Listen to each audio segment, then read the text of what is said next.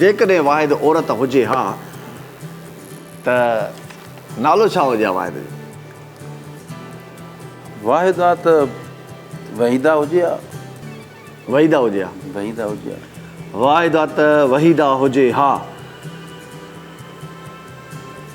वाहिद जेकॾहिं औरत हुजे हा त रोमांटिक औरत हुजे हा या संजीदा औरत हुजे हा या थोरी चिलविली हुजे हा, शकी औरत हुजे हा या सफ़ा मोतबर औरत हुजे, कहिड़ी औरत हुजे हा?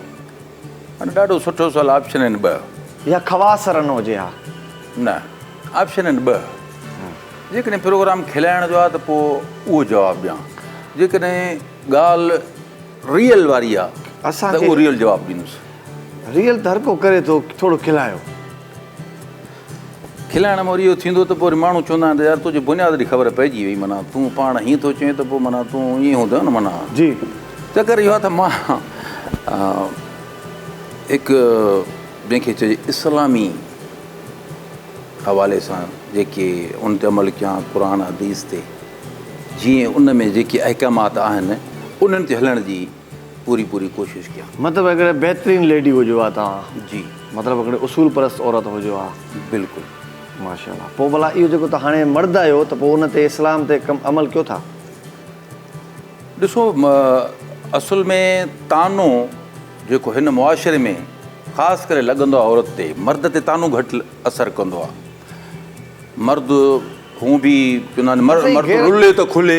साईं गैरत आहे त मर्द ते वॾो असरु थो करे। असरु पवे थो, पर असल में तानो न लॻंदो आहे कॾहिं बि। जेकॾहिं ॾिसो तव्हांखे पुटु हुजे, जवान पुटु हुजे, त जेकॾहिं थोरो घणो घुमंदो फिरंदो, का एक्टिंग कंदो या ॿी कोई कंदो, माण्हू त ईअं चवंदा यार तारो पुटु ॾाढो चहल पहल आहे, माशाल्लाह एक्टिव आहे, ॾाढो हे थो करे, हो थो करे, हर कुझु थो करे। पर इन ई जॻह ते जेकॾहिं छोकिरी ईअं नाट पाट शाट कंदी त परदो कराएसि। हा, गुड।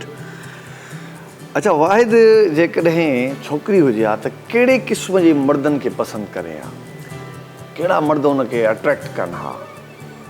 मां इहो सोचां त मर्द जीअं इन में सम्झ में औरताणो हिकिड़ो मां जवाबु ॾींदुमि। हा। जेको औरतां पंहिंजी जॻह ते सही 100% हूंदो।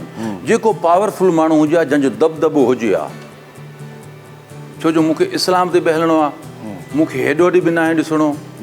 सुभाणे को चीज चिलाए हे करे रोआं धोआं, मां छो रोहंदो आहियां? मुंहिंजो मुड़ुसु ई पावरफुल अहिड़ो हुजे जंहिंजो दबदबो हुजे।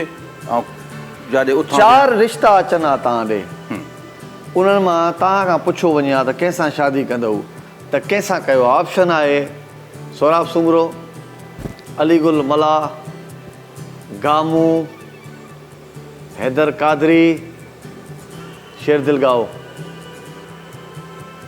शेरदिल त न, छोटा छोकिरा सां न कयां।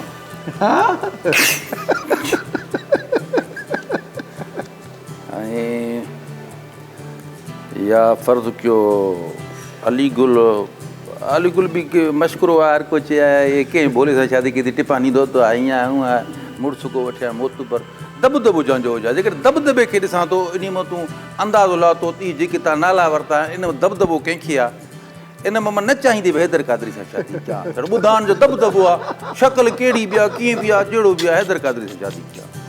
हीअ त बाबा लेदो कराईंदो हुजे। अच्छा, जेकॾहिं वाहिद औरत हुजे हा त पंहिंजे मुड़ुस खे घणी शादी जी इजाज़त ॾे हा? पहिरियों त मां इस्लाम ते जेका औरत हलंदी, मुड़ुस जी इज़त कंदी, मुड़ुस खे प्यारु ॾींदी, उनजो मुड़ुसु ॿी शादी जे लाइ सोचींदो बि न। मुड़ुसु तॾहिं सोचींदो आहे जॾहिं मुड़ुसु हुनखे घरवारी जो प्यारु सही न मिलंदो आहे या कोझ कोताहियूं हूंदियूं। जेकॾहिं मूं में अलाह सां अहिड़ी का कोताही न ॾे हा त मुंहिंजो मुड़ुसु शादी बि कोन करे हा। मां मुड़ुस जी पूरी ख़िदमत कयां हा ऐं उमेद इहा आई त मुंहिंजो मुड़ुसु ॿी शादी करे ई न। अच्छा, औलाद में सभ खां पहिरीं औलाद जेकॾहिं तव्हां औरत हुजो हा त कहिड़ी चाहियो आहे, पुटु या धीउ? मां त चाहियां धीअ थिए।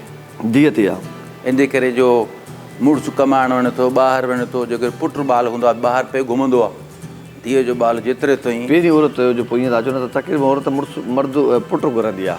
हा न, और तक़रीबन औरतूं मां चवां मेजोरिटी में उहो पुट ई घुरंदियूं आहिनि। अच्छा, नॉर्मल डिलीवरी की अहमियत ॾियो, तरजीह ॾियो आहे या चओ आहे न वाह तकलीफ़ आहे सीज़र कराईंदुमि? अॼुकल्ह हिकिड़ो ट्रेंड थी पियो आहे न हिकिड़ो। इन में रोअण थो अचे मूंखे, इहो न पुछो, ॿई कम ॾुखिया आहिनि, ॿई कम ॾुखिया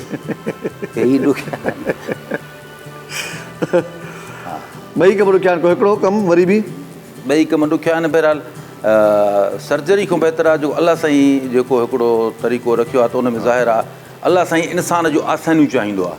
त मां सम्झां थो जेको अलाह साईं जी हिकिड़ो तरीक़ो जेको आहे उन में ई आसानियूं पैदा, इंसान जी आसानियूं हूंदियूं आहिनि। त नॉर्मल डिलीवरी जेका आहे कुदरत जे तरफ़ां उन में मां सम्झां थो बहितरी हूंदी।